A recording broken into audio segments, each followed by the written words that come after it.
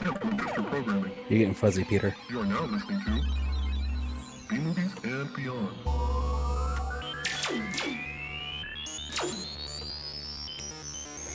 Oh, dude, we did Pew Pews the last time. Did you? That's cool. Yeah. Pew pew pew pew. Pew, pew, pew, pew, pew, pew, pew, pew, pew, pew pew, pew. And I kind of forgot how to pew. It's been so long. You got the best kind of pew. Pew. Pew. Welcome into episode 277 of B Movies and Beyond with your Basement hosts, edition. Basement edition with your hosts Peter and Ryan. Hi Ryan. I was doing Ryan. And now you're changing the cameras. just for that dramatic moment. Just so everyone can see what you're doing with your hands. Yeah, you know how dramatic I am. You're very dramatic, especially on this podcast. So it's a good thing everyone can go to YouTube and see this. Mm-hmm. And yeah, I think the last couple episodes, you can just watch the whole thing on YouTube. You know, jump around to your favorite parts. Yeah, because we don't feel like fucking editing. Damn straight. I'm busy. Busy. Babies require a lot of attention. For at least 18 years. At least 18 years. Yes. At least. Oh, man, I'm going to be very busy. Oh, you're going to be all old and you're going to be having gray hair and beard. You got a little bit over there, Peter. Dude, it is getting very salty. Yeah. Yeah, I see you pointing at it. I think I know exactly what you're pointing at. Yeah. That's what it is. Yeah. But we got a great episode for you guys. I'm back. That's why it's great. Enough said. And I'm always here. That's right. Ryan's been holding down the greater podcast. Sorry, guys. My notes aren't ready, but what I'm really excited about, Ryan, is for your review. What are you reviewing? Let's give a little spoiler so people know how to stick around. You need to stick around because I made the effort to go to a movie theater and watch that one movie we've been talking about for a while. What was it called? The Life Aquatic of Steve. No. Everything is always something's around. Everything is awesome. Everything is awesome. This one is awesome. It is The Unbearable Weight of Massive Talent, starring the great and podcast favorite Pedro Pascal, my favorite space Mexican. He is. He always has been. He is. That's true.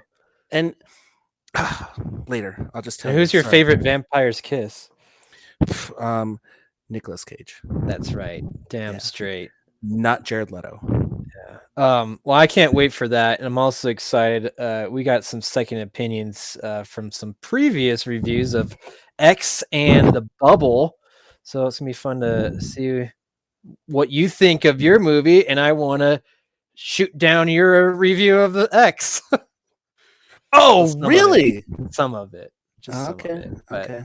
Was it? We might be fighting later. I like it. I'm not even going to ask you now because I'm ready for this. You're edging me right now, Peter, and it's just. That's right. You gotta. I'm getting you excited for the end of the episode too. I know. Well, Peter, let's just get head first right into this episode and what we got. Our favorite segment. What? They're always our favorite segments. Why? I have so many questions.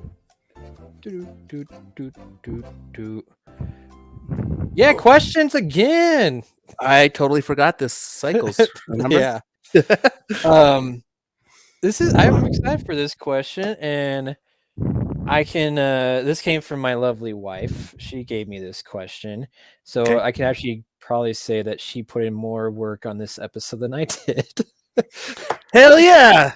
Yeah. Lovely wife. And she shot me this over, and she says it was a little screenshot of what's the most re-watchable movie. So, and I think this is to your person, like each person, your character, right? Because the one thing that you find most rewatchable is probably not what I'm going to find most rewatchable. So, I like this question. I do like this question because I do watch a lot of the same movies. But you also rewatched a lot of them because you're trying to get through them. Oh yeah, I see the difference in what you're saying. Is like I watch movies multiple times because I don't finish them. Like Uncharted, I had to watch that 3 times. Is So, that out, by the way, on VOD? uh, I I went to the movie Maybe. theater for it. Oh, and you had to watch it. I see. I paid 3 times for that. Yeah, Wow, yeah. that's pretty Sony's got my rough. money. Yeah. Yeah, that's how they Um, get you. Especially for um, you, because you'll fall asleep through it or get distracted, and you always come back. You'll give them more money. dude, I don't know why I don't have a Stubs card tied into my Fandango and or the Alamo. Have you seen Alamo Drafthouse monthly subscription? I've heard about it. $20 a month, unlimited movies. Is that really true? I thought it was more like one or something a week or something like that. Is that wrong? Or maybe I'm thinking AMC, because AMC did something too, right?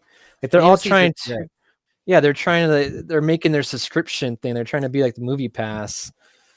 So I don't know. I like that, but I'm not quite to the point where I'm able to have as much free time to go to the movies, enough to warrant a subscription to a movie theater. Um, yeah. So Yeah, I'll not take quite your there. Stubs card. It's expired. Sorry. I'll take your Movie Pass subscription. Oh yeah, that's still good. I'm still paying for that. Okay, back to your question. Back to your wife's My question. wife's question. What is the most rewatchable movie? Oh, man, I like this.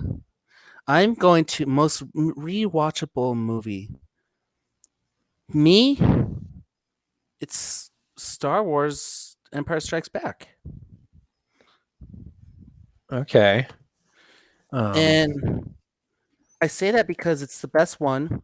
I can always watch Star Wars, and I could say, I mean, it's the most general one that I can think about would appeal to the masses. Like, if that's the most rewatchable movie, like anybody could sit back and watch Empire. I mean, A New Hope probably would, like, the general public would love A New Hope answer over Empire, but Empire's a better movie. If you want my real opinion, I would say TMNT Ninja Turtles Secret of the Ooze too. Well, see, that's I was thinking about Ninja Turtles, because when I think about the most rewatchable movie, I mean, this is a movie where you have no problem sitting through it. And like, I think the other part about this is it's not so much you just have it on the background. Like, I actually think that you actually watch it. You sit down and enjoy it. Compared to, there's a lot of movies that I enjoy, and I often just kind of like, hey, this is fun. I just put it in the background and I do other things. But a rewatchable movie to me is the one where I'm actually like, I've seen it numerous times, and yet I'm still motivated. It still captivates me to just sit there and watch it. No phones, nothing like that.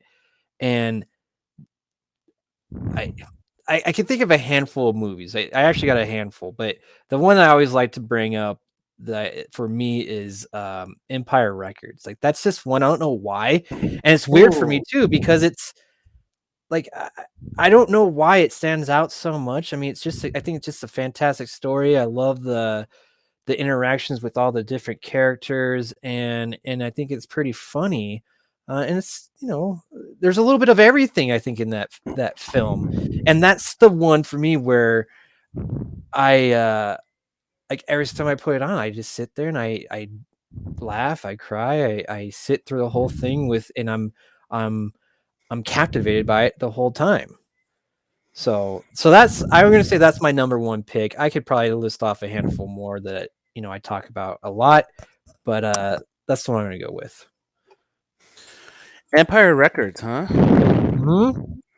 See, what's funny is that in our notes I put Empire and then TMNT Secret Use, and then on yours was Empire Records and TMNT. Like, I think we should do a podcast together because we very much think alike. I agree. We do think a lot alike. So, but like, so from what I just said, is that how you feel like when you watch like Empire Strikes Back? Like that's the like you're that invested in it every single time you watch it? Yeah. You seem hesitant. Well, it's Star Wars, so it's like one of those things where I can always just sit back and watch Star Wars, and See, that's the one I can always watch. Okay. Like for me, like, see, I mean, as much as I like Empire, but it's a great movie, but I probably enjoy Return of the Jedi more just Okay, because I see your point in this one. Like, Star Wars is very ambiguous because everybody has their Star Wars movie that they watch. yeah. Versus, like, if I said Star Wars in general, then you're getting Star Wars in general, not a specific one. You generalize Ninja Turtles, and I can actually agree with you on that. I could watch 1, 2, and 3 all at the same, or just in a sit down session for sure. Yeah. But and you're like, see, that's what I said. Like, probably the first Ninja Turtles, that's up there. Like I sit down and I actually watch the movie, I rewatch it. It's not just having something in the background. Ghostbusters is probably another one for me that I do. So I don't know, but Empire Records for me that's the one that has. I think it just hits all the marks for me. So, Dude, that's such an oddball movie to pick. Like, I didn't expect. I know exactly. That's why I went with it because it's really high up there for me, and now I kind of want to go watch it again. So should we end the episode and go watch Empire Records? Yeah, let's just take a time out and yeah, it's short, perfect. Peace out. See you next week. Beyond it up. Beyond it up. Good question, Danny. Good question. Yeah. Good job, babe. Yeah, so Ninja Turtles. Even the 2007 one. That one's awesome. I know. That one's fun to watch too. But some of them I do maybe I get distracted, I think that's the whole thing is it's ones that I don't get distracted by. So. You know what's distracting me is how long and narrow your face is. Meanwhile, mine's kind of like short and chubby without a beard. I think I need to grow my beard a little bit longer so it narrows out. Yes. Yes, you do. I like that. That's a good idea.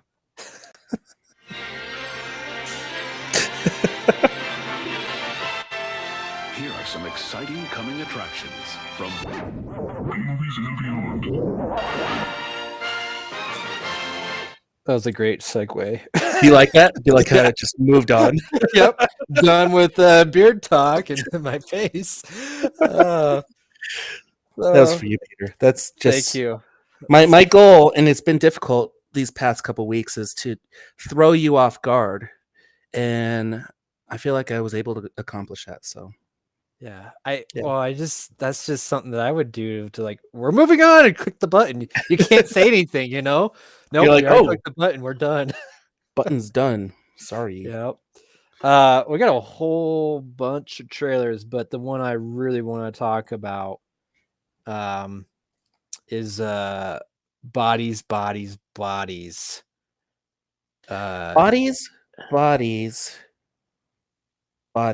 Who? Tell me more why you want to see this.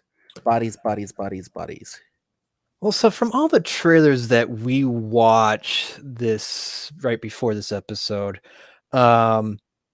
like this is the one that just it stood out. There was something special about it, and it's also a horror film which I love those horror films. But I like how stylized it was, and the whole premise is like these group of friends get together and they play this game where basically if you get like the X card or something, you're the killer, and then things start spinning out of control where people start dying through this. And I love the dynamics between all the different various characters, and you get that right from the trailer, just how much like it's going to be a very like maybe tongue-in-cheek type movie, with their roles and being like these young Kind of college students. kind of like Scream, Yeah, a little bit like that, but or a little like bit more stylized, I would say. so like the babysitter meets Scream. Yeah, it is kind of like that because it's a whodunit. They don't know who's killing who. Yeah, I like And that. it has It's a good good. style. Like the babysitter had a really good style. Really fun, entertaining style, which it just looks like you're in for a fun ride. And because it's a whodunit and there's probably gonna be tons of twists and turns, the trailer does not give away a lot. So it sets up the Exactly. premise. Yeah, it sets up the premise. You get this the vibe of the film, and now I'm ready to watch it whenever it comes out, which I have no idea when it comes out. Did it Peter, say that? I will tell you 100%, like this is the only trailer I need right now for this movie, and I'm good. Exactly. Don't send me any more. Don't tell me any more. Let me watch it. Yeah. You're Uh looking up, aren't you? You're doing some research. August 5th is when it's supposed to come out. So we got a Oh little my bit of a gosh, we have wait. so much time. They're gonna release like 4 more trailers. They potentially could, but this is also it's A24. That's the company, the production company, and it's the same people that did X. So they don't do too many trailers, they're kind of like one and done, I feel like. They're not like Marvel where you got fucking 20, 100 different, And MCU trailers for Doctor Strange 2. and TV trailers for each station, so you watch like a trailer on different stations. You're like, "What? Oh, Why am I watching USA right now?" yeah, it's ridiculous. Like I stopped watching like the Doctor Strange trailers because there's just too many. And they're pretty much all the same shit. They just add like one little piece of dialogue and that's it. It's not enough for me to watch it. Yeah, and I don't want to know Exactly. anymore about this. Like I want to just kind of watch the movie next week. I know. Isn't that crazy? It's coming out next week. Dude, time's flying by. Tell me about it. All right, Peter. I gave you a list of trailers, and you're picking them out. What one's the next one? Oh, my next one. Yeah. Let's just go cryo. Cryo. Yeah, cryo. Cryo was short and sweet. Another good, to the point, and it kind of has a whodunit kind of feel as well. Mm-hmm. With what's the premise? Like they're all waking. Frozen. Yeah, I like how it's kind of like if they're all kind of trapped like in this basement or something, and they're trying to figure out which one is from cryo. I did. They're trying to figure out who's the bad person. Pretty much very similar to what we just talked about with bodies. But a Bunch of frozen bodies. yeah, frozen bodies, frozen. Yeah, I was digging that too. I mean, looks extremely low budget, but it seemed like they did a decent job of pulling it together. But this is one where time will tell once you watch it to see if the actual plot and story can overcome it's low budget. Deal. Yep. You pick, Ryan. What do you want to talk about? I don't want to pick this one. You know what one I do want to pick is the official trailer for Chip and Dale Rescue Rangers. I'll be honest, I didn't watch this one. Well, then let me fill you in, Peter. Okay. This is the official trailer for Rescue Rangers, and Which trailer? the official. Oh, okay. Official number 2? No, the other one was a teaser. Dum dum. Oh, I hate that's so. Oh, that teaser showed a lot. I can This only one's imagine official. what the official one shows. This one shows a lot more. It tells you a little bit. Okay, I'm upset about this trailer. It told me too much, and it showed me more footage. But you should have stopped. Should have I, stopped the teaser. you know what? They didn't really promote this one, and I had to go out and be like, "Oh, when is this coming out?" And then turns to find out like it's the end of May, and now I know more about this movie than I knew a month ago, and I didn't need to know that. I should have just watched it. So stop giving me trailers, Disney. Yeah, the teaser did enough. I mean, it set up. There's kind of a falling out between the Chip and Dales, Chip and Dale, and one got the CGI treatment, and it's a crazy Roger Rabbit type world, and they go on a adventure. That's all you need to know, right? I think that's why they gave us another trailer to really just shove it down our throats that this is like a Roger Rabbit style movie. Yeah, but they showed too much though. Like more characters, a little more interactions with Seth Rogen, stuff like that. So just release a movie. That's all I gotta say. I agree. It looks good. So it does look good. I'm excited. Yeah. What about this one? Are you excited for a Good Morning? The Alkaline Trio movie or song? No. The official trailer teaser for Wait, what? Gun Kelly. There's teasers to there. Wait, is it the official teaser for the trailer? That's what it says. Oh my gosh. Official trailer teaser. So there's a teaser for the official trailer. Yep. So I guess we're gonna get another one for this, which I'm not gonna watch that because, like, this is Machine Gun Kelly, which I don't understand the fascination for this guy. It does not look like it's acted very well at all. It looks terrible, but he plays some actor who I suppose is not very good at acting, and he loses his girlfriend and then gets high, and Megan Fox pops in for some reason. I don't know, and I don't really care. I think this is just a Megan Fox and Machine Gun Kelly love fest. It probably will be. I mean, I'm sure probably at the end it's him getting together with Megan Fox, right? I just like is Machine Gun Kelly, right? He's I don't even know what he does. He does music, right? Well, Peter, a brief history about Machine Gun Kelly. He I think he's from Ohio. Oh, okay. He came on the scene as a rapper. Wait, what was our hand signal last week? Right, for 2. He was a rapper. Yeah, rapper.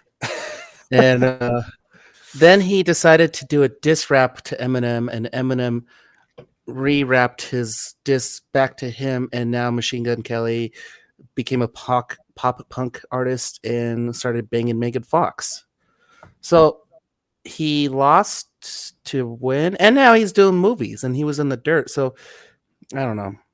It's just people getting roles, I guess. I guess if you're friends with Pete Davidson, you gotta get roles and things. I get, and he's in it. Pete Davidson's in this. Like, there's a whole bunch of people which, like, I guess people like him. I don't get it. I never met the guy, so I don't know. I agree with you. I don't get it. And like Pete Davidson doesn't really excite me, dude. I will admit, I don't know why. There's just something about Pete Davidson that I don't know why he makes me smile. It's weird. It's his smile. I get it's the way that he just performs. Like, he just seems like an everyday guy, kind of like just really kind of funny, goofy. Like, I could probably sit down and chill with him and have a good time. But Machine Gun Kelly, he just seems like a douche. I do not want to hang out with him. Yeah, Pete Davidson is like that everyday guy, and let me add to that you would want to hang out and do drugs with. Yeah, get tattoos or remove them. Or why not both? Yeah, that's right. Let's get it and then remove it right afterwards. I like your style. Peter, we got one last trailer. Did you watch this one? I didn't finish it, but I mean, it's natural disaster with the apocalypse. Did I pronounce that right? No, because you never did. Well, you need to put four horsemen apocalypse. That's definitely not right. Yeah, apocalypse. You know what's funny is as you're saying it, I'm trying to type it and I'm sitting there going apocalypse. Yeah, apocalypse. I just realized the only reason I put no, your way's the best way. Like, okay, thanks. Don't change for nobody, Peter. It's apocalypse. Okay. All right, apocalypse. Don't you ever change for anybody, okay? All right. That's why I like saying the word now because it's just a new way. That's how everyone should pronounce it now. Apocalypse. Yep. I like it. Well, what'd you get out of it? The apocalypse is happening. the like plagues are happening, and they're pulling together a team of scientists to figure out how to stop the four horsemen from coming. I don't know, something like that. Stop natural disasters from happening. Didn't the X-Men do this? Yeah, go see X-Men Apocalypse. Yeah, go watch X-Men Apocalypse, and I think we're good to go. Yeah, you'll get it. Yeah, or go see Geostorm, or go see Day After Tomorrow, or go see San Andreas, or The Mummy. Sure, all those. Or National Treasure. I like that. It's like burglar. Yeah, but that's the Four Horsemen. I guess check it out if you want to. Yeah, you know, to be honest, I'll probably watch it because I do like disaster films. Well, especially poorly made ones too. Peter's forte is poorly made disaster films. Yeah, it's hilarious. I love, one of my favorite things is watching people like when like earthquakes are supposed to happen, and this is even in Ghostbusters too. Think of the very end of Ghostbusters where like the whole building's supposed to be shaking, and you just watch the guys because they're supposed to mime like they're like having an earthquake. It's always the worst acting ever, like because you just can't do it. You cannot do a good, oh shit, the building's shaking, like because you're just kind of bouncing around all weird and nothing's moving. Like it's not natural. So I think I watched a movie that was very similar to that. It happens all the time. Second Opinion. That's what's coming up. Oh, Peter. Yeah, Ryan. I spelled something wrong. Anyway, but hey, what are you drinking over there? Modelo. Oh, that's cool.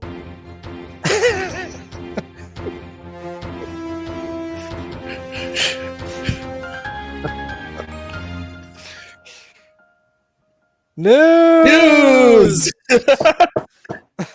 What you drinking there? Sorry, Peter. I just again. Actually, I'm not sorry. I'm gonna do it.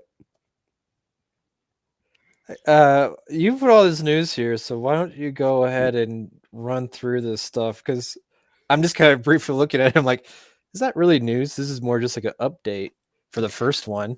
Well, Peter, isn't news an update?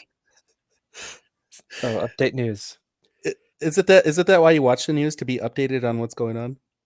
Well, okay, maybe update's not the right word. It's more of, hey, this is still happening. Like, is that necessary?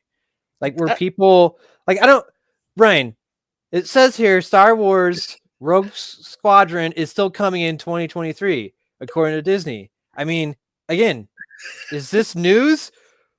Was there ever in question that this wasn't going to happen? Did I miss something? Yes. There was. It was on indefinite hiatus, so it is news that is still. I hate that word. That is the dumbest word ever, because like this happens in football all the time. We're like, oh man, this guy's out indefinitely. What do you think when you hear that? He's done for the season or ever. Yeah, forever. And then he's back, like he's like back the next game. I'm like, so he was just out indefinitely for that game. Like I hate that word. It's dumb. I agree with you. It's kind of a it's open to interpretation at this point. It's like, well, what does that mean? Like, you're right, in sports, Jamal Murray, it's like, hey, what is out for indefinite hiatus? What, like, he could come back? When does he come back? Yeah, well, hiatus, I get that, but just out indefinitely, like, no, like you're just using that as he's out until further notice. Like that's what they're saying, but I don't think that's the correct word, unless I'm wrong with that definition. Well, buddy, you know, the other one is our other co-host. He's on indefinite hiatus right now. Yes, it's true. We don't know what's happening. Oh, all right, Peter. Well, that was just my little Star Wars update. I'm liking some Star Wars updates. I will. So, I guess I'm wrong with the word. It is true that it means, is adjective, by the way. It's lasting for an unknown or unstated length of time. So they are using it right, but I don't like it. I still don't like it. And that's okay. I don't like it either because it doesn't it doesn't bridge the gap of my closure that I need. If that makes sense. When I hear definite, that just means like it's set in stone. Like that's what I think of that. And if you just because you add it indefinite, that just means it's. Oh, that does make sense. It's the opposite. I wish I could play The More You Know right now. I know. The more you know. All right. This is news that's going on right now. And it's just going to be Jack Sparrow is in court right now against Queen Aquaman. Yeah, Queen Mara. Mm-hmm. You know, just to make this theatric better, they should have had them in full costume. I would have loved to seen. Well, I mean, if you but you look at Johnny Depp, man, he is like almost in costume. That guy wears some interesting stuff. Like it's just a modern day Jack Sparrow right there with what he's wearing. There's like tons of jewelry. Like I think there was even one where he like feathers hanging out of his ears. I don't know. Guy's interesting. I mean, he definitely has a style. He sure does. Absolutely has a style. So, he's almost in costume. Maybe that's why he's winning this court case. Do you I do feel like he is winning. I agree with you. I just see all the headers for it. I have not actually dug into it, but the whole thing just seems like a joke. And then I see more and more stuff about like Amber Heard's like lawyer like is just like biffing it hard. So yeah, there's a serious thing going on right now. Both these two people are guilty of domestic violence and shitting the bed. And the lawyer or Amber Heard? Amber Heard, apparently. Yeah, both really. Do you think this is going to end well for either one of them? Like Johnny Depp is saying like his career is ruined because of this. Like if he wins this, is he just automatically back like into like blockbuster movies? Yeah. You think so? I think he's good to go. I'm not so sure because it's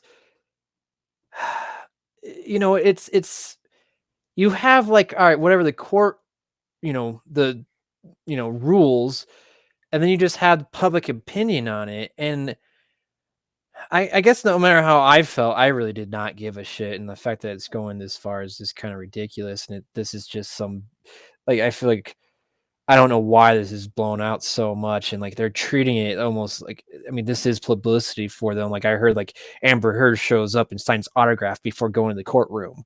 Like, what the fuck? Like, this is just this is their show. Like, they're like, hey, you know what we should do? Amber's like, I'm going to shit the bed. pretend that you hit me, and then they're gonna say that all I'm gonna this put back cigarettes shit. out on you. The, Yeah, and then the we should go to accusations are the court. weird part, dude. Oh yeah, It's and then not like it's not a serious domestic violence. Oh, I'm gonna eat my words saying that. The events that have happened in this are borderline comical. Like they're putting cigarettes out on each other. They're throwing glass vodka bottles and cutting their appendages off. They're shitting the bed. They're like dehumanizing each other and laughing about it on a public stage in court. yeah, they had a bad relationship. I mean, get over it. Like, and the fact that they're live streaming this like I was just going through YouTube like today. I'm like, oh, you can watch the actual court hearing, like see it in like real time. And I almost clicked on it, but I was like, no, I should probably work and not get sucked into this. Oh, I've been sucked into it, and it's amazing. Yeah, I love the best thing about this is we're getting quality memes out of this, and that's what the internet's all about, is really good quality memes. it's true. Is there anything that you in particular want to bring up with this? No, I think we covered it. Okay. It's fun. It's hilarious. I'm sure there's probably gonna be more coming, and I'm definitely gonna watch that clip of Johnny Depp talking about the time Amber Heard shit the bed. So I can't Yeah. wait for that part. I can't wait for the Netflix special to come out on this one. They just need, you know what they need to do is get Topher Grace to make his edit of it in all the great parts. It's gonna be awesome. Yeah, exactly. Topher Grace needs to redo all these. I'm sure he's on it. Peter, I'll make this one quick. Let's see. Avatar has a title called The Way of Water. The big news out of this, because I don't give a fuck about Avatar, is there's a thing called CinemaCon. How come I'm not aware of this, and how come we're not at it? Oh yeah, a whole bunch of news has come out from that. No, I mean, Yeah. okay. When I say news, it's more like An update.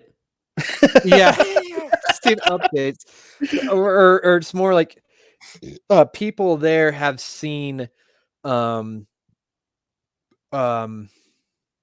Updates.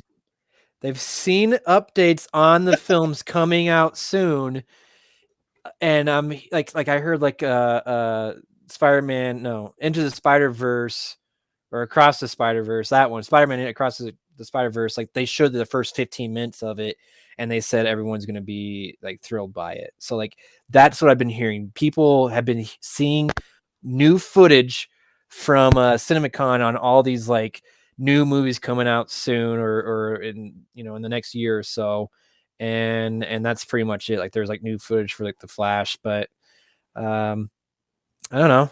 I guess cool. Avatar has its subtitle now, which I gotta tell you, I'm not excited about that. So, I don't know who greenlit these. Oh, it's the millions of people that went to go watch the first one.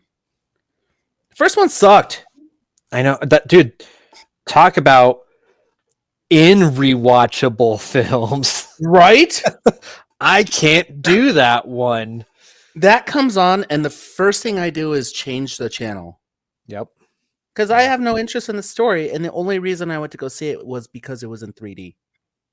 And the 3D was really amazing. I will give them that. I Which agree. is it? Are these new ones 3D? That'd be hilarious if they went away from the 3D. Yeah, like trying to make this movie based off plot. Yeah. And I hope somehow it just flops so hard and they're like, shit, we signed on for 10 more of these. And somehow you see did they already kind of shoot some like back to back? they did the Fast and Furious treatment. Okay, so there's at least 2 more of these, right? There's like the second one and the third one coming out. Yeah, just like dude, I'm sorry, that was a piece of news I wanted to talk about because you brought it up. But next one, Fast X director stops in. What's his name? Justin Lin? Oh yeah. What the fuck? They just announced that they're starting production. I bet this movie sucks. Dude, I still haven't watched the last one. I kind of forgot about it. So, Well, that's a I don't know. pandemic movie, isn't it? Yeah. Well, no, they waited until last year, right? They held on to it. They waited. They thought they're gonna hold on to that shit and make tons of money, and I'm sure they kind of did.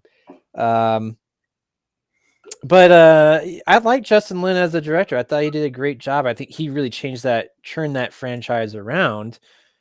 And him leaving or stepping away, like, I know he's still gonna be a producer, but I'm kind of curious why that is. It could spell trouble. I think Vin Diesel's kind of hard to work with, to be honest with you. I hear you, but dude, I don't know. You think it's just like he's gotten worse and worse over the years? Mm-hmm. Okay.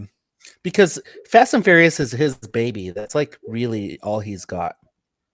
Well, other than that, he's Groot. Yeah, he has a few things like he's really holding on to that, like, oh man, these are the most amazing series or franchise ever. Like, didn't he wanted to do like do another like The Last Witch Hunter or some shit like that, right? Oh yeah. And he wanted to do another Chronicles of Riddick, and he wanted to do another Bloodsport, like, no, not Bloodshot. Like, oh, Bloodshot was terrible. Yeah, but I would watch another one.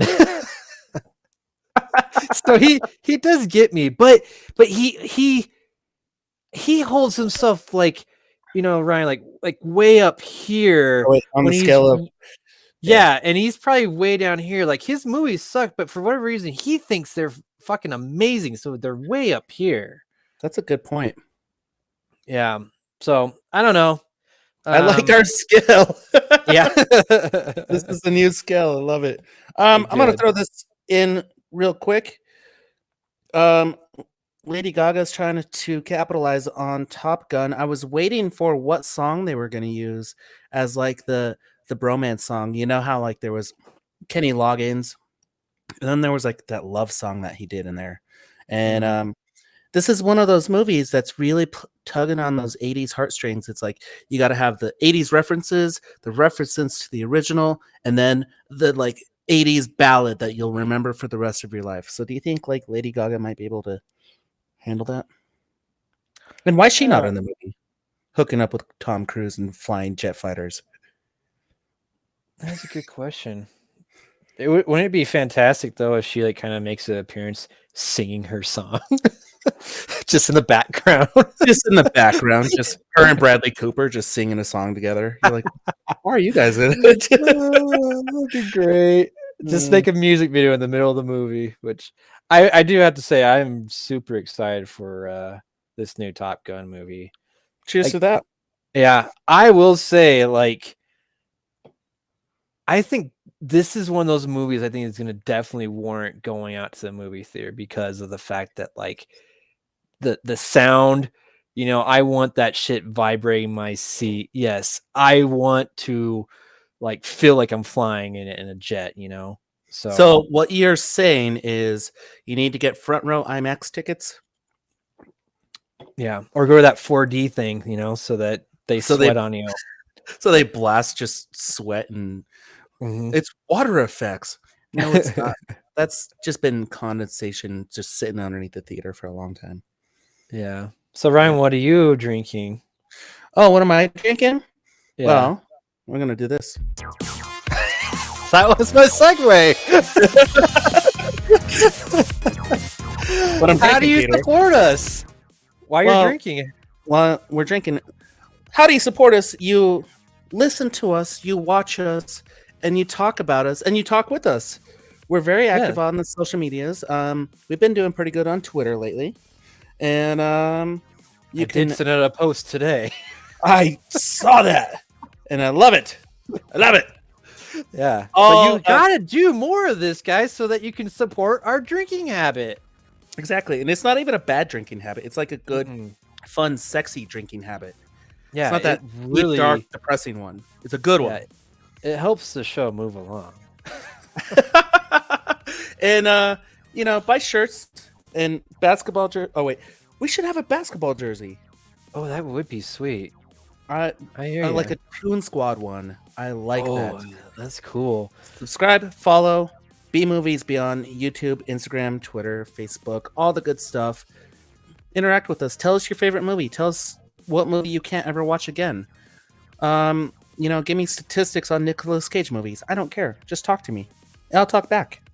Ryan really does. He loves to talk to people. Absolutely. Oh, So, did you hear and that? I heard it restart. We're There done. it is. We're done. I love quick ad music. That's Oh. great. Oh, So what you know are what you that means? drinking? I'm drinking. This is an old fashioned that I made myself. Ooh, how Yeah. is it? I do a good job at them, so it's good. Yeah, nice. That's what like. I'm very picky with my old fashioned, so I'd love for you to make me one of these days. I will So- totally do that, and I highly recommend it. Yes! Oh, God. Oh. It's a great I'll transition. have what she's having. Yes! Oh, still going. Oh yeah. So this would be a kind of slightly different segment, but it still kind of works because what we did here is we watched each other's movies. The movies that we reviewed. Yeah, actually, there's two movies that we reviewed on episode 255. 275, sorry. 275. Yeah, jeez. Trying to take away some of our episodes. Where Ryan reviewed X and I reviewed The Bubble, and Ryan wasn't yours really wasn't a recommendation. You did not really tell me to go see X, but you wanted to hear my thoughts on it. And I'm going to give them to you right now. I like it. Are you okay? You ready? I am totally ready. Just got to fix Okay. the word horror. Horror. Horror porno. So I watched this late at night. As you should. Yes. This isn't With like a breakfast movie. No, with a baby in my arms, which probably should not have been doing, but She we were- won't know. that's true. She had no idea and there was definitely parts where I was like, "Ugh, this is gross," and that's kind of how I think I described this film, is that it's not like over the top. It's not what I was really hoping for this film, but I still enjoyed it. Your review that like it was very predictable and like you saw everything coming, like yes and no, I would say to that. But I thought it was different enough, and the way that it was shot, that's what set it apart. Like there was moments where there was the brutality of some of like at least one of the kills that I'm thinking in particular that was like that stood out to me because of how it was shot and kind of the Which one? emotion behind it. Okay, the one in front of the car, the van. Okay. And then they show it where basically the guy is like she stabbed him so many times that like his neck is almost off, like almost decapitated. Like Apocalypse. yeah. Where like that was one that stood out. There was and then from there I would say it was probably a mixture of like, oh, that was kind of cool, and oh yeah, that was predictable, and then that one was lackluster. What I found, and this there's a lot of just moments that I really enjoyed about this film because they talked about some interesting stuff, like the whole love aspect, but I don't feel like Ty West quite hit it because you had this whole dynamic with the old married couple and the feelings of love, and then also almost not being in physical touch and not being able to do that, and they go down that road, which sets off like these changes of events where bad things happen. But then there's also these weird elements of like religion that I didn't quite follow with it. And so that was the part that I was like, oh man, I wish that was fleshed out a little bit more, because I love the love aspect, and especially with the old lady and like how she was feeling. I like that side of it. She craved it. How she craved it and she couldn't have it, and how she was feeling and how it would drive her to the points that it drove her to. Not And even, and okay, to add to that, Peter, is it was that was portrayed throughout their entire relationship. She loved him so much, but he wasn't able to fulfill any of the love aspect in terms of physical and what's the word? which Yeah, all that. that was disgusting. And so those are the parts where I'm Disgusted. like that was the part where I'm like, seriously, like, like it turned into, it, like you were just doing it. Oh man, I would love to talk to him and know why he did it that way. And like, but it was unsettling, but at the same time, it was also like, shit, one day I'm going to be old and I'm sure I'm probably going to want to do this. You'll know when you watch the film. You know what I'm saying? Like, it's just kind of, it's gross to think about, right? It's really gross to think But when about. you're at that age and you finally get that release, you're like, all right, that was worth it. Exactly. And so, and I also just loved how it ended with just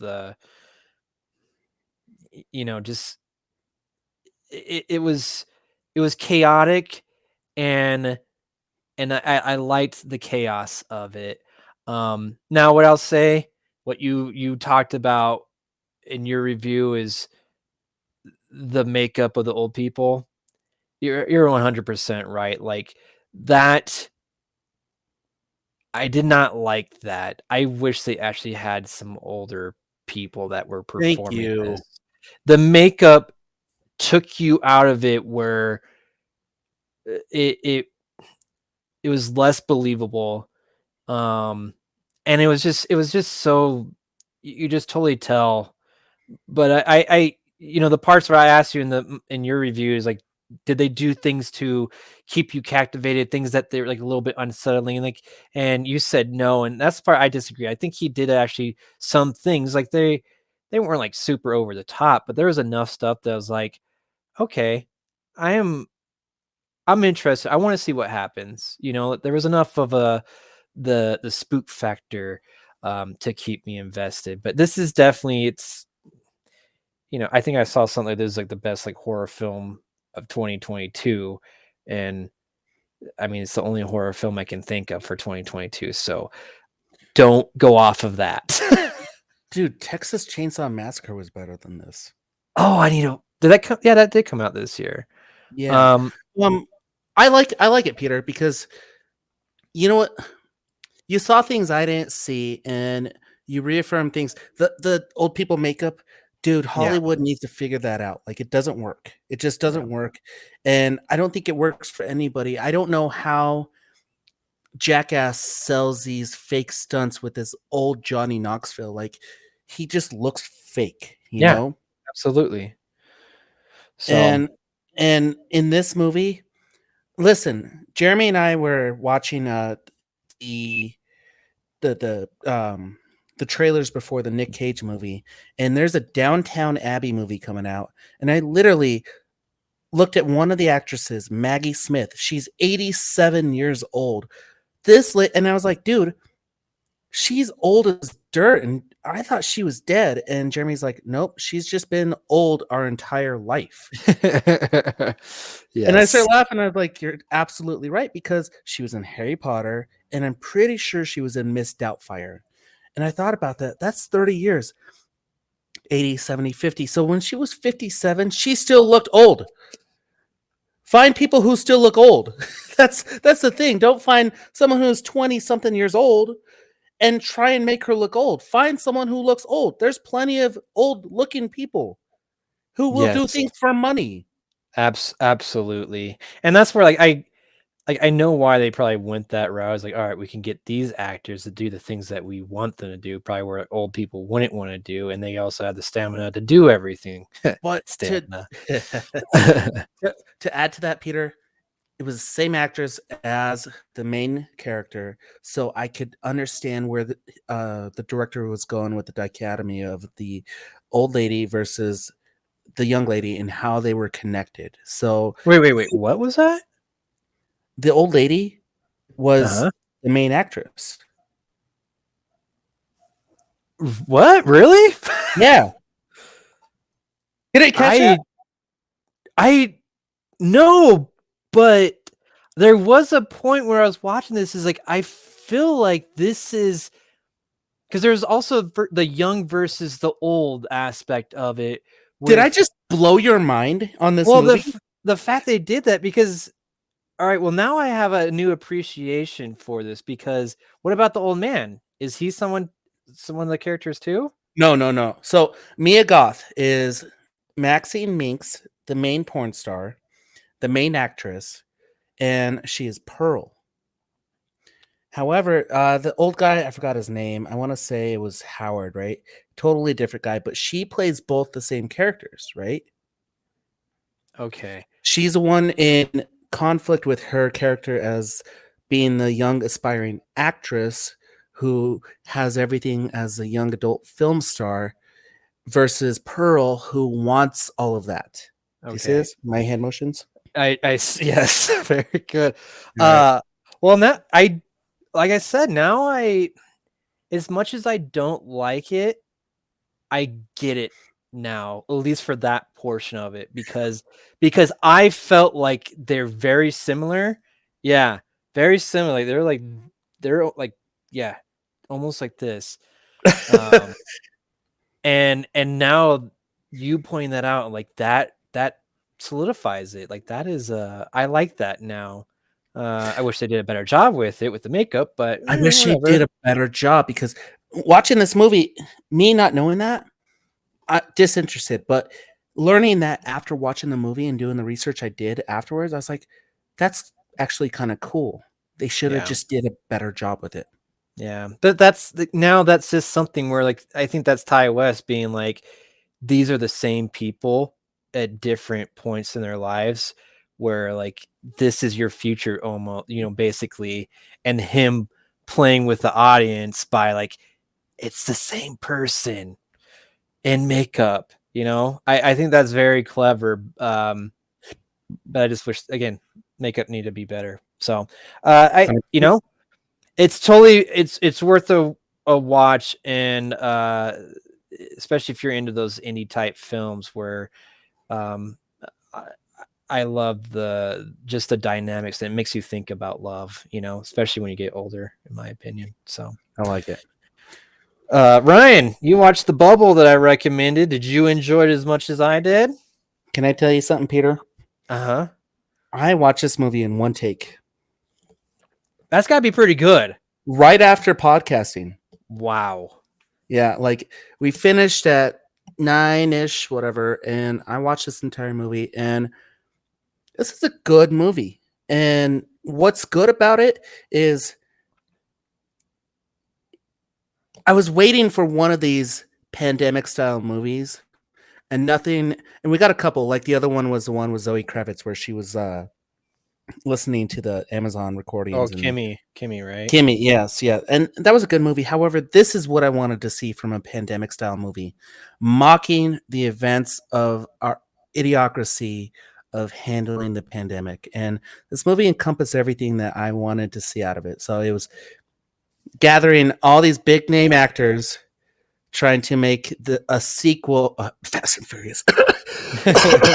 Fast and Furious, making this franchise movie series, previous actors coming back, all the above, like the entire story, like just trying to get everybody together.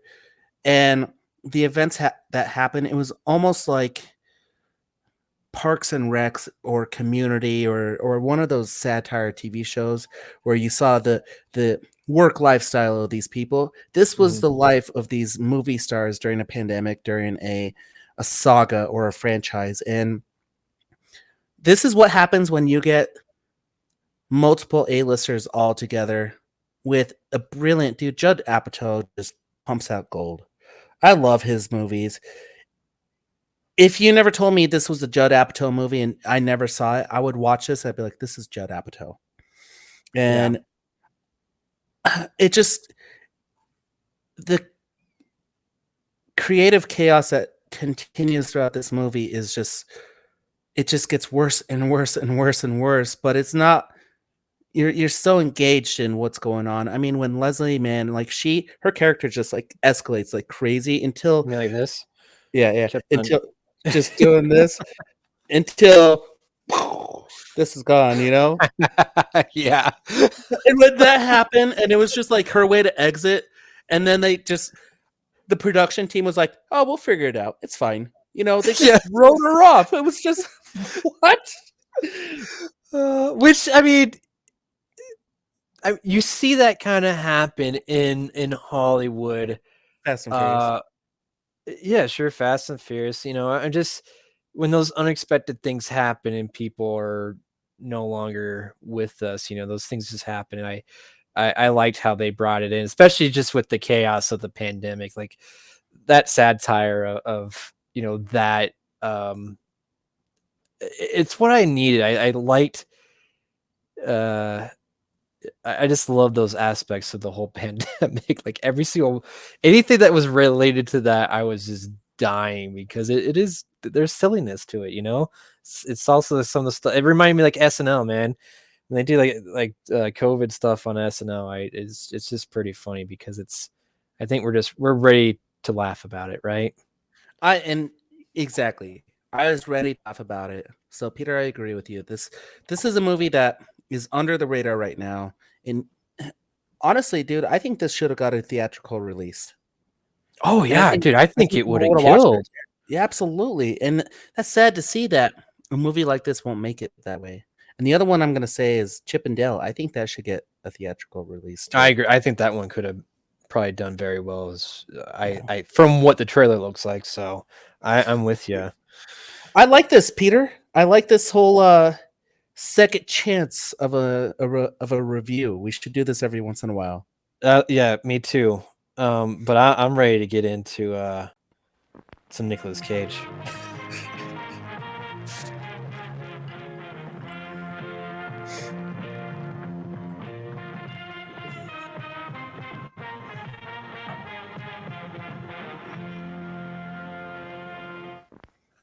Reviews. Oh man! All right. Oh, I closed my notes. Oh man, I want you to go first. I know. Holy crap, dude. Oh, okay, I'll go first. 100%. Let me just kind of add this in there. So, let me ask you. Let me set the stage real quick. As a thespian, as someone who's part of the arts and part of the media, like, is there anything that you've been more excited about this year in terms of movie and media? So for this year so far? Yeah. Oh shit. I forgot a trailer that we missed. Thor Love and Thunder. That was a big one. We could talk about Thor Love and Thunder if you want. Well, you know, you're asking me what am I excited for, and like that's one of the movies I'm super stoked about. I am excited about for Doctor Strange. But I know what you're getting at is for this movie with Nicolas Cage, The Unbearable Weight of Massive Talent. Like, I feel like this movie is getting a lot of traction, and I feel like at the time, like when we first saw the first trailer or first heard about this concept, you know, we're like, oh, this is just going to be one of those movies that will come and go, and you know, probably get its cult following, you know, on streaming somewhere. But then, like, it was supposed to come out in February, doesn't happen. Goes to like festivals. I hear like it does very well in the festivals, and now it's coming out in April, like now, and getting like this huge release. Like, it seems like I haven't seen it, that this movie is fucking fucking tastic. 2 fucks. This movie is fucking fucktastic, is what it is. That's the best way to Nice. put it, dude. Peter, I haven't been more excited. I've been doing this thing where I don't go to movies with high expectations. And I went into this movie with high expectations. However, I think I sent it in a text message the other day. Basically, someone asked me, like, do you hope it's good? And I said, no, I hope it's bad. And they're like, haha, why? And I said, because bad Nick Cage movies exceed my expectations better than good Nick Cage movies. So let me tell you something. This is a good Nicolas Cage movie that exceeded my expectations. Nice. Dude, it's everything that we've read about Nicolas Cage. It's his lifestyle. He is self-aware in this movie. He's aware that he's a bad father. He's aware that he's a failing actor. He's aware of his shitty spending habits. He's aware of striving for work and craving being a thespian. It absolutely starts off that way. That's Nicolas Cage. So you get this guy. Sorry, my glasses are a little glary in there. But that's exactly how it starts. And here he is. He wants this massive role, but then he decides not to take any of these small gigs, And one of these small gigs is basically him going to a birthday party. However, the underlying issue behind the birthday party is the superfan wrote a script for him where he asked him to read it, but nobody gave him the script. And this is where shit hits the fan in this movie. So, okay, I don't want to spoil it. Because I know this is a movie you want to watch, and this is something you want to watch like fairly soon. Nicolas Cage talks to old Nicolas Cage. He talks to Nikki from Vampire's Kiss, right? That's his alter ego. He has an alter ego in this movie, and that's his alter ego. Dude, it's so funny. There's certain scenes where he's talking to himself, and then he pans over, and it's him with a deep fake over like this long-haired younger version of himself, like talking himself up, dude. Holy crap, that's awesome. And I think they set it up in a way where that young, like, pump you up Nikki is his drunk alter ego, kind of like his Brian Bromero. And that's his, like, and throughout the movie, this character just pops in and out just to pump up Nick Cage. But dude, this movie it starts off with referencing his old movies, him referencing his movies, him being egotistic. Like, everything about this movie is just full. It's like the Deadpool of Nicolas Cage movies. And Nicolas Cage is not the star in this movie, dude. Really? My favorite space Mexican is. Like he's really the lead? Like it's him that still Pedro Pascal is the next Nick Cage. And I think they're passing the torch. And I really hope he takes this, because he's gotten some high point movies going up. And then I want him to be this B-list, C-list, and D-list actor for the rest of my life. I want Pedro Pascal to be my future Nick Cage. I can see that. I mean, like, Pedro Pascal was in The Bubble. Didn't you love his character in it? He was fantastic in The Bubble. Yeah. I love how he went up to the counter and was like, "Hey, do you want to have sex with me?" And she's like, yes, but no. And he's like, "Why not?" And then she makes it all weird. Yeah. I love the music or the TikToks that he was saying at the end. Dude, that TikTok scene was fantastic. Yeah. Bubble. But we're talking about Nick. I mean, I know what you're saying, though. I think Pedro Pascal, though, I think he's just one of those guys where he's just it seems like a fun dude, He is, he can do the serious stuff, like the Mandalorian, but he's not afraid of, like, he doesn't take himself like too seriously, where he can go and do this kind of stuff, like The Bubble. And yeah, and so I love that, and I'm excited to see what he does next. But that's good to hear. That he kind of stole the show, or like, I mean, did they have a really good dynamic back and forth, Nicolas Cage and him? What's really cool about that, great question, is their dynamic was not only fantastic throughout the movie from a viewer, but between the two learning each other from Nicolas Cage and his super fan, their dynamic grew that exponentially right away. Like it was just Nice.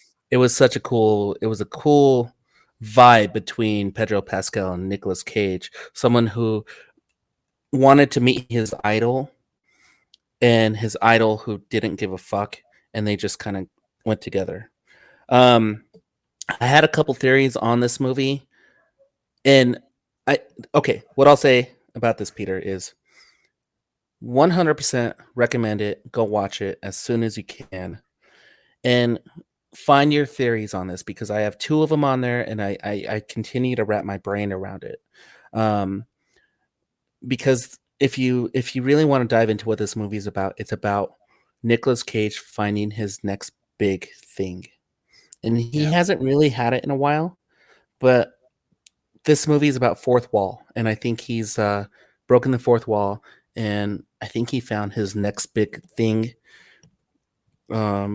As a thespian, as a producer, and as a character in his own movie. So I encourage everybody to go watch this so Nicolas Cage can get right back up to A status and make Face Off 2, or make a sequel to this one, which would probably be Face Off 2.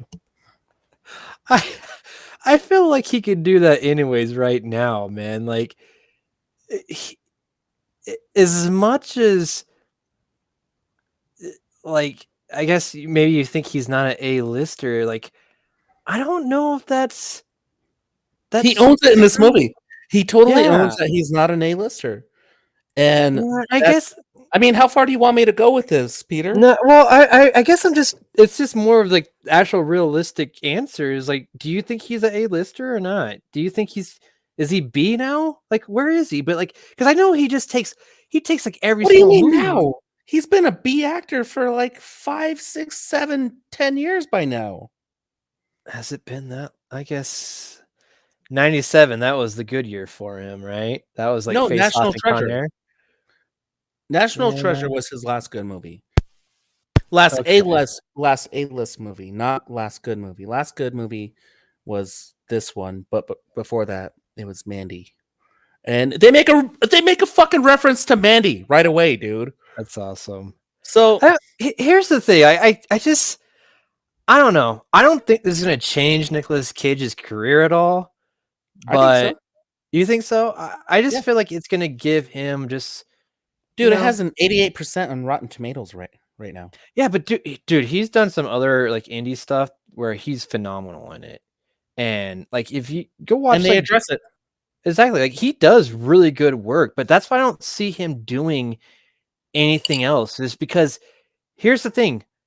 It's so funny is that like he says like he's not like this character, but in a sense, like I do believe he is kind of like this.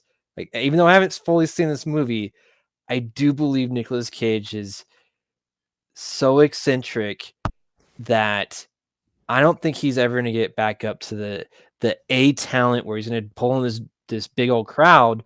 But I do believe he's going to have some great work ahead of him, where he's going to do some amazing performances, but he's also going to mix it in with all these shitty ones. So that's just who he is, man. Like he goes ball to the wall with every single performance. You're gonna love this movie because everything you just said is what this movie is about. I know, and that's Nicolas Cage, man. It's Nicolas Cage to the T. Even he doesn't even want to believe it because he's like, they're like, no, you gotta go full on Nick Cage, and he's like, but that's not me. Like he's saying it's not him. Like I don't think Nicolas Cage fully knows who he is. Which I gotta say, I think he does, and I think he finally he's pulling the Ryan Reynolds. Ryan Reynolds knows who he is right now in Hollywood, and Nicolas Cage understands if he does the Ryan Reynolds approach, he will be a star again. See, I disagree. I disagree. I think Nicolas Cage has such a different view on who he is in the world. Like, I think he knows he's not like the draw that he once was. I think the stuff that he says in this movie is accurate, but that doesn't matter to Nicolas Cage just because it's all about being a thespian. That's what he cares about. And so it doesn't matter if he's doing it for these low budget films, as long as he gets to do what he wants to do, that's what he wants. And I think these things that he does is it's very odd. Like, I gotta go back to the whole go find some of these YouTube videos where he's promoting this film, and it seems to me like even like he's just such a eccentric person. It cracks me up, and how he's not on social media, but he goes on, like, that's my favorite one. It's from Variety. It's Nicolas Cage does social. I think it's what it's called on YouTube or something. Oh, he did the Reddit.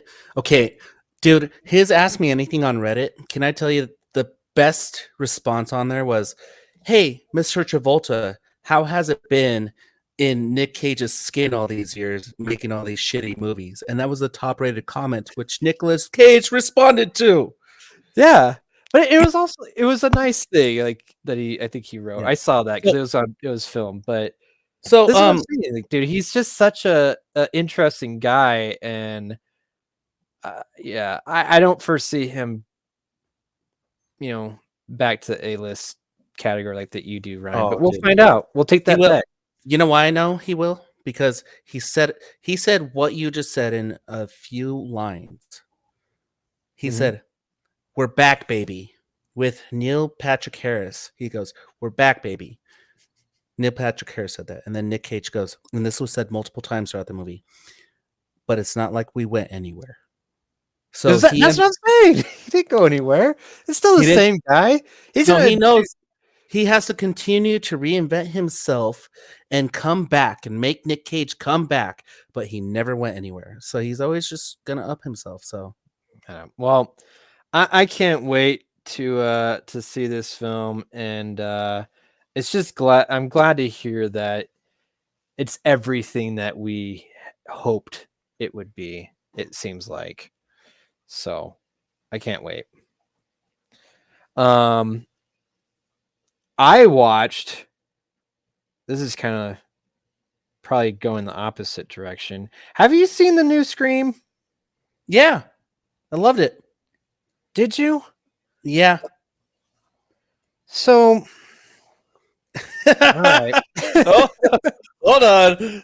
I'm curious now. Wait, is this going to be another second opinion? Did you review it already? Yeah, I think I did actually. Jeez. Well, then I guess it is. Round two. Hold on, let me play the sound.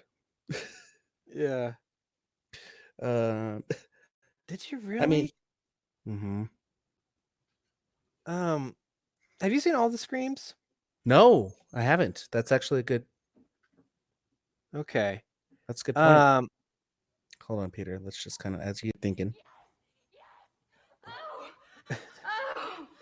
Right back. Oh, God. Oh. I'll have what she's having. Even though All right, Peter. No, I didn't even know. Hey, you know what, dude? I don't even care. Let's do it. Because Huey from The Boys is in this movie, and I'm good with it. Yeah. That was weird. I gotta say, like, I don't know. It was weird having him in the film. I wish it was someone else, to be honest. But Jack Quaid, I am a fan of yours. I just wish you were recasting this film. Dude, I didn't realize that's Dennis Quaid's son. Yes. I just think Jack Quaid, you should stick to The Boys. I love you in The Boys. So, so this Scream, okay, you're gonna have to help me with this because I'm doing this last minute and I'm also very tired and didn't fully, I can't fully form a thought, really. Mhm. And what did they call this in the movie? Like, what type of movie is this? This is like, it's a sequel, but it's also like a reboot, right? Do you remember what the girl called it? Oh, because the movie series was what, slasher? Well, no, Stab is what the Stab. movies were called. But they always, you know how like when you watch all the movies, this is what I loved about the Scream movies, and they do Requel. it Requel. a requel. Yes, yes. So it's a sequel, but it's a reboot basically. Requel. I like Um, requel. yeah, and and that's what's so great about it. And that's was so great about all the Scream movies is that it's a self-aware movie and it knows exactly what it's doing and it tells you about all the like tropes for like, all right, this is what happens in a sequel or this is what happens in a slasher film. Um, and now they got to the point where it's what is it, has it really been like 20 years since the last Scream 3 or whatever, or Yeah, dude. Scream 4. And so they're like they're doing a sequel, but they're basically, you know, bringing all new characters. So they're setting it up with all these new characters that are going to take the place of like who fucking Jamie Kennedy was, Nev Campbell, but they also have all those original characters minus Jamie Kennedy because he died in number 2 or 3, I can't remember. And so they play all their parts, and this is, dude, it's a straight up remake of Scream. Which It's a requel. It's a requel. it is, but it's totally like I think what I was hoping for is like, okay, like I wanted to see something different, and like there was moments where like, oh man, they did a really good job, like with Ghostface and like some of the kills, especially when they interacted with some of the original cast, that I was like, oh, that's fantastic. But then for me personally, I felt like you know, it never got to the point where it was for the first Scream. And that's the issue with all the follow-up Screams is that it can never surpass that. Dude, that first Scream movie is fantastic, and none of the previous movies can get past it. They're all stuck down here where Scream is up here. So, and this one just felt like they just took it and just added the new characters. It's basically like The Force Awakens, you know? They took a cookie cutter version of Scream. That's a but they requel. Yeah, and they made a requel. Yes, exactly. That's Force Awakens. Oh my they just gosh, brought I in- never thought about that, but Yeah. Force Awakens is a requel. Exactly. They just added new characters to it. But the plot, everything is still the same. They just had to explain where these characters came from and how they interact or how they're connected to the original characters. Like that was the whole point of this movie. And I'll be totally honest with you, is I fell asleep through this. I mean, no qualms. I mean, I had to watch this 3 times. Exactly. That's what I'm saying. Like it's Scream. It does what Scream does, but what I'll tell you is just go watch the original Scream. That's what you should do. Don't watch this one, even though I know this. You know, Yeah, like this one's like successful, but honestly, watching it at home, I was just like, maybe I needed to be in a movie theater, but I was just like, okay, I know the gimmick, I know what's gonna happen. You know, this is kind of like what you're saying with like X, is that you know it was kind of predictable. but they're aware that it's predictable. I know, and that's that's the gimmick of it, and that's what I like about Scream movies. But I don't know why this one didn't get me like the other ones did. Like I will say, like pretty much from each Scream on, like it just gets worse and worse and worse. But they still have fun with it, and I wish they were to the point where they really just went off the walls and made it really ridiculous. And I think they almost kind of did that, because I fell asleep probably at the end of the movie where again it's just the retelling of the first movie where they go to a house where there was kind of a house party, and I fell asleep through that where they're bringing out the who did it. And I woke up in the middle of that. I'm like, huh, that makes sense. And then I finished the movie. That's kind of why I'm excited about a movie like Bodies, because it's the same Scream format, just stylized differently. We're getting something that we probably know is the same fucking thing. However, it has a different style. It's not the same rinse and repeat of Is that anything else. exactly. It's not the gimmick of Scream where you have a ghost face and he's running or he, she, whoever, them is running around, They're killing pronounced people. as thespians. Or thespians running around. Yeah. Like it just, yeah. So I just, this is one of those movies where I think I was really excited to see it, and after watching it, I was disappointed. And my prediction for the future is that I think they already greenlit another one, and I think it will be just like the other Screams, where it's going to start petering out. It's not going to do as well as this one, because I think people are like, yeah, that was kind of fun, and I'm done with it now again for another 20 years. Well, 20 years later will be 50 something. So I'll catch you on the next one. Yep. We'll review it here on the podcast, probably called B Movies and Beyond, the requel. Yes, absolutely. We'll be so beyond then. It'll just be beyond the movies and beyond of beyonds. All the beyonds. Yeah, so you can, it's on Paramount Plus right now, so if you want to stream that, that's where I watched it. So Ryan, what? It's been fun, buddy. Hell yeah. Oh, you just shut it down. It's been a real good time, Ryan, and we will catch you next time, and until then, beyond it up! Beyond it up, Peter! Always a good time. Watch all these requels. We're going to requel the shit out of our future episodes.